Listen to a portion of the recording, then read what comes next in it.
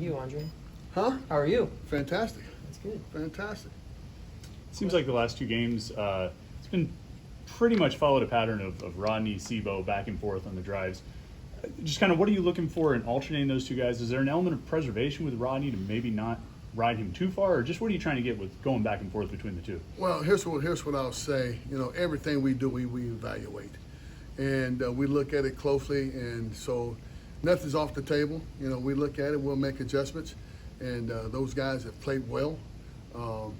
But you know, when you get in the situation we're in now, we're looking to see each person, each room, who can do more, who can do what they're supposed to do better. So we evaluate that stuff, and we'll see where it goes.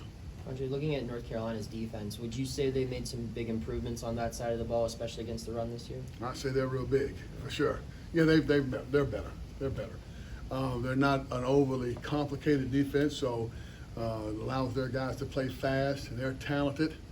So, you know, they look like the typical North Carolina defense.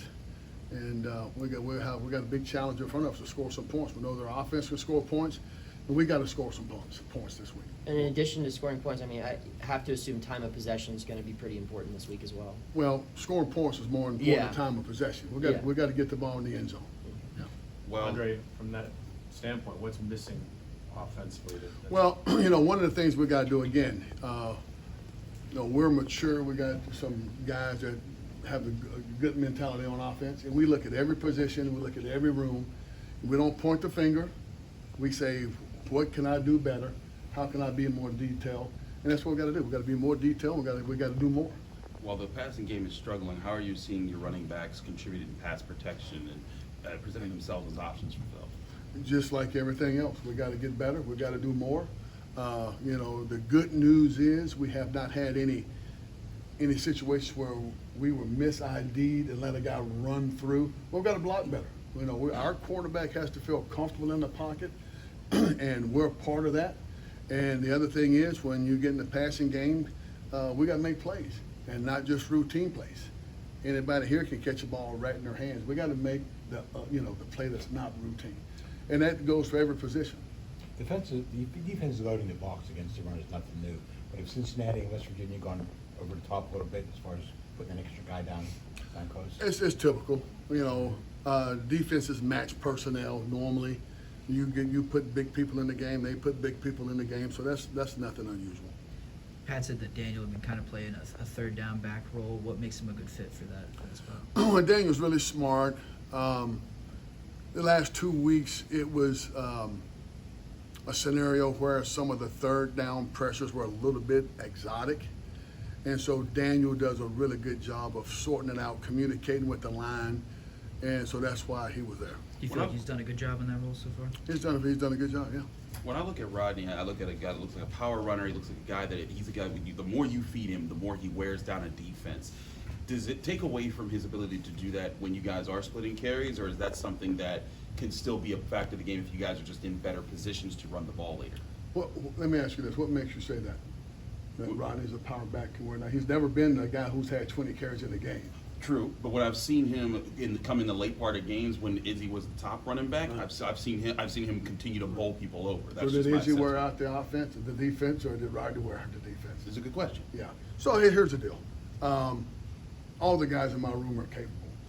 Just like everything else, we evaluate and go, how can we do this better? How can we put our team in a better position to win? So all those things are evaluated, and we'll make all the necessary adjustments to make that happen. Did Rodney not wear out the defense last year against Syracuse? I can't even remember the Syracuse game. Okay. That was this game he started. He ran for like 120 yards. I can't even remember the Syracuse game. In fact, I'm thinking about North Carolina, not Syracuse. Understandable. That's just. When a team loads the box like that, Andre, what do you do as a coach? What's your alternative? Here's the thing, when they load the box and you're running the ball, the defense has no layers. So if you crack a run, there's no layers. Some of the things you can do is run, action, pass, and pass the ball. There's lots of options. And we've utilized some of those options. We just, for one reason or another, we're just a hair off. Mm-hmm. And we're working vigorously to get that corrected. So when you say a hair off, you feel like you guys are you're real close. It's just Every room can contribute. the coaches contribute. Maybe we call the players not a good play. Maybe the tackle's a step off. Maybe the back didn't see it. Maybe the receiver's a step off. It's a lot of things. And so I know from the standpoint of the people in the stands and the people that are watching TV, it's easy to point the finger at what they think the problem may be. But we've got issues where we just all have to be on the same page and all have to do more. Anything final for Coach Powell?